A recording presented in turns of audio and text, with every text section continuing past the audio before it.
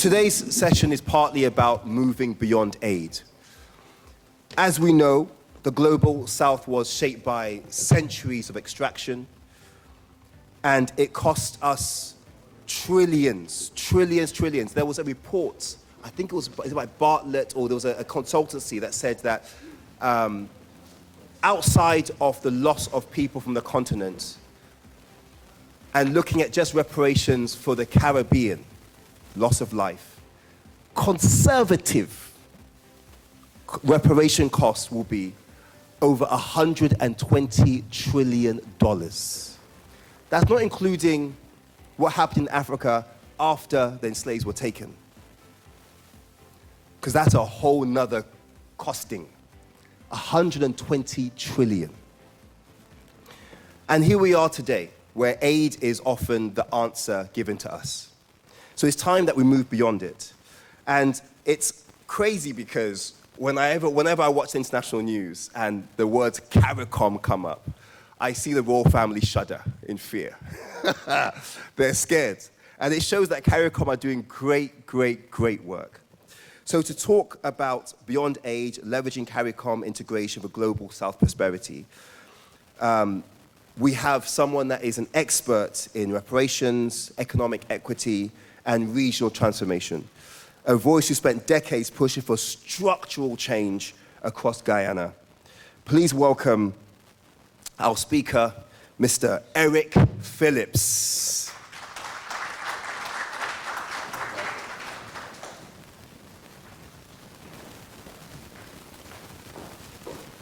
Good morning, distinguished delegates, investors, policymakers, and friends.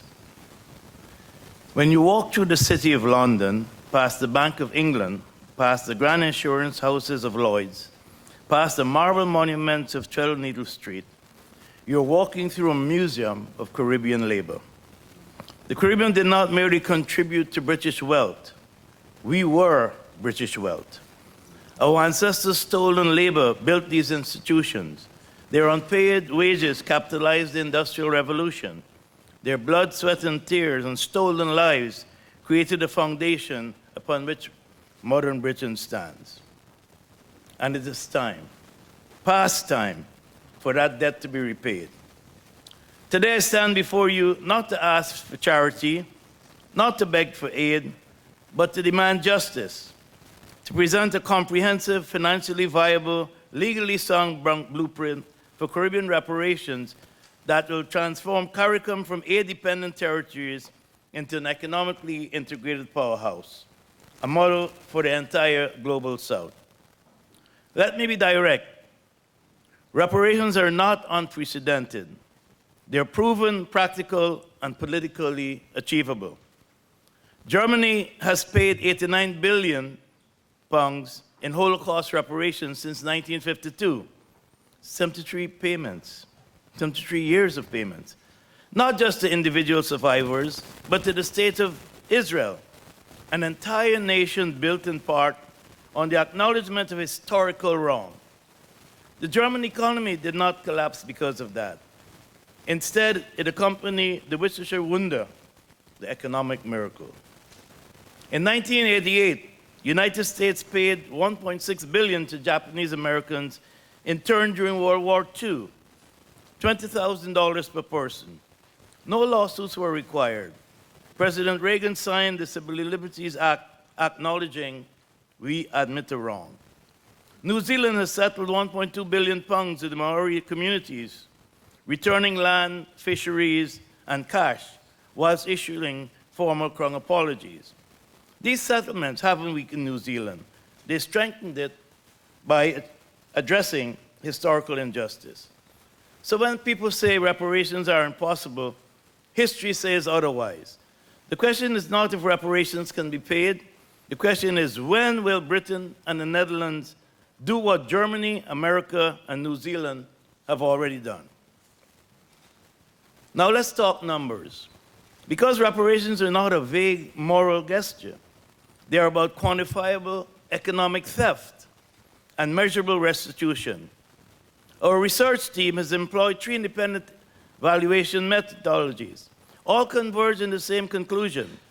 The minimum owed to CARICOM nations is between 463 billion pounds and 1.89 trillion, the minimum.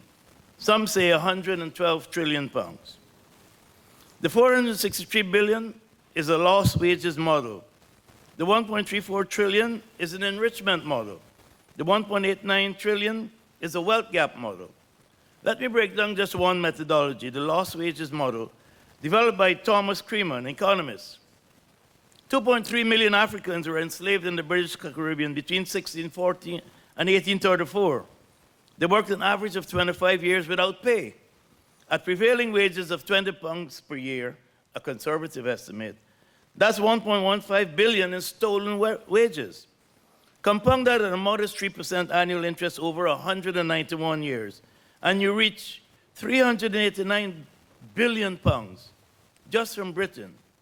And the Dutch component, we're at 463 billion pounds. But we're not demanding 463 billion payout upfront. We're proposing something far more reasonable, a reparations sovereign wealth fund, modeled on Norway's government pension fund, the world's most successful sovereign wealth fund. Here's the genius of that model. 100 billion pounds invested wisely becomes 284 billion pounds in 30 years. That's a 6.5% annual interest, the historical average for sovereign wealth funds. The UK's annual contribution would be 2.33 billion. That is 0.08% of the UK's GDP. Less than Britain spends on overseas aid, less than the cost of a single aircraft carrier. And here's what the naysayers won't tell you. Reparations are not just morally right, they're economically beneficial. A prosperous Caribbean means expanded trade with Britain. It means new markets for British goods. It means investment opportunities for British firms. Germany didn't impoverish itself through reparations to Israel. Its economy thrives. The same will happen. Now you might ask, how do we compel Britain and the Netherlands to act? We have a multi-jurisdictional legal strategy with 3 parallel tracks, each designed to create irresistible political and moral pressure. Track 1, International Court of Justice Advisory Opinion. CARICOM nations will request, through a UN General Assembly resolution, an ICJ opinion on the legal consequences of the transatlantic slave trade and the obligation to provide reparations. The ICJ Chagos Islands opinion in 2019 forced Britain to acknowledge its unlawful occupation of Mauritian territory. The court's Paraltillion Wall opinion affirmed the right to reparations. These precedents are on our side. An ICJ opinion wouldn't be binding in the strictest sense, but would be morally authoritative and politically devastating for any government that ignores it. Track 2, UK parliamentary legislation. We will work with sympathetic MPs, and there are many, to introduce a reparations bill. The Gurkhas won pension justice to Parliament in 2007. The Windrush victims are still fighting for compensation today. We will mobilize 1.2 million Afro-Caribbean voters in the UK. We'll ensure that every MP understands reparations are not just a Caribbean issue, they're a British electoral issue. Track 3, Dutch constitutional mechanisms. The Netherlands has a unique tool, the constitutional right to petition. We'll submit a formal claim under Article 1 of the Dutch Constitution, which guarantees equality before the law. Dutch civil society is already sympathetic. 11 municipalities have apologized. The Dutch Prime Minister apologized. The Dutch King has apologized. There's been 15 official apologies for slavery in the Netherlands. Timeline. The ICJ opinion is within 24 months. UK legislation can happen within 36 months. A Dutch petition resolution within 18 months. These aren't abstract legal theories. They're actionary strategies with clear pathways, historical precedents, and political allies in place. Beyond aid, the CARICOM vision. But this is more than securing payment. This is about transforming the entire Caribbean development model. For too long, CARICOM has been trapped in a cycle of aid dependency. Aid is discretionary. Aid is conditional. Aid comes with strings attached. Aid treats us as supplicants rather than equals. Reparations are different. Reparations acknowledge that the wealth we seek is not charity, it was stolen from us and is rightfully us.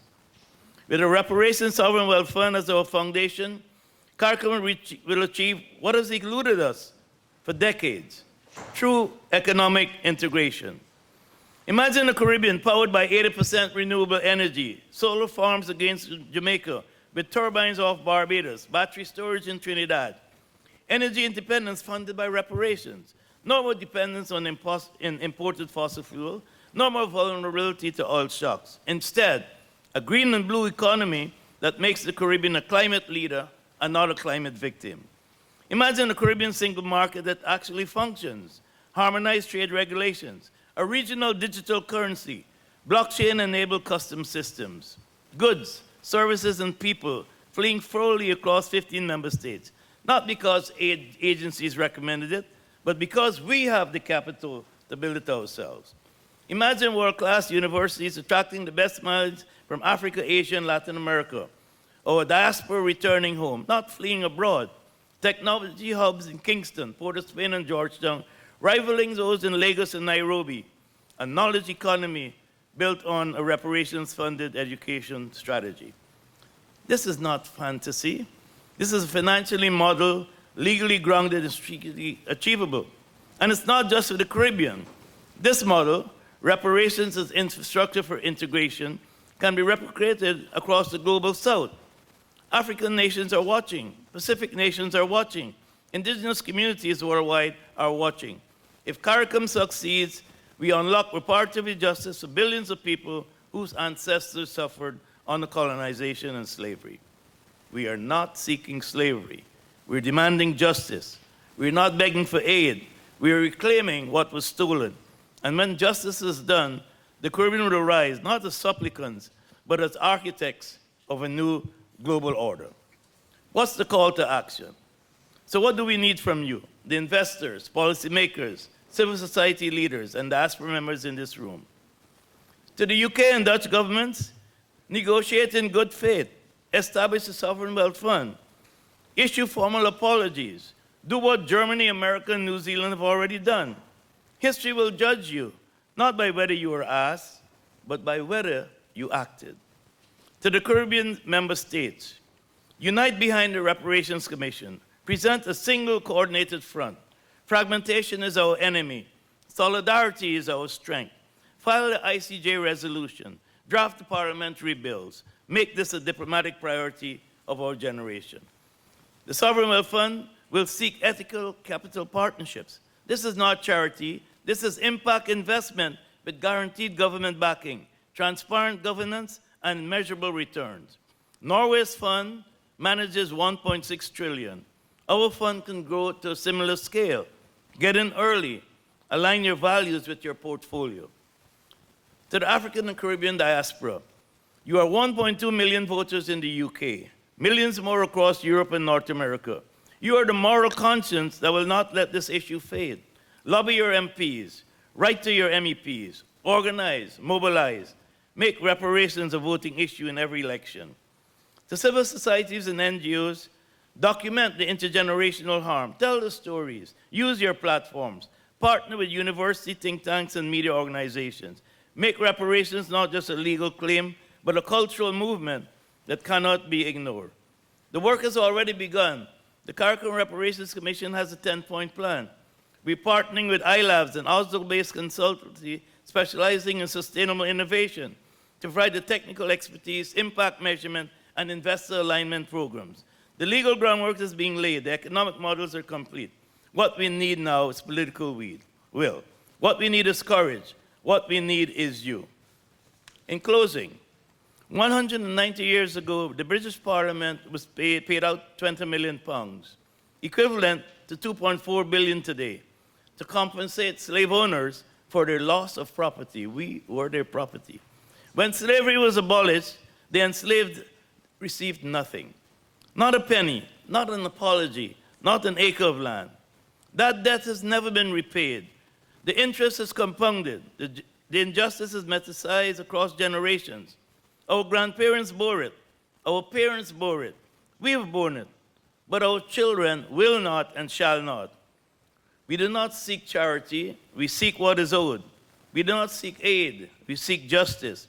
And when justice is done, the Caribbean would rise, not as supplicants, but as architects of a new global order, an order built in equity, sustainability, and the truth that prosperity delayed is prosperity denied. The time for reparations is now. The mechanism is clear. The path is open. Let us walk it together. Thank you.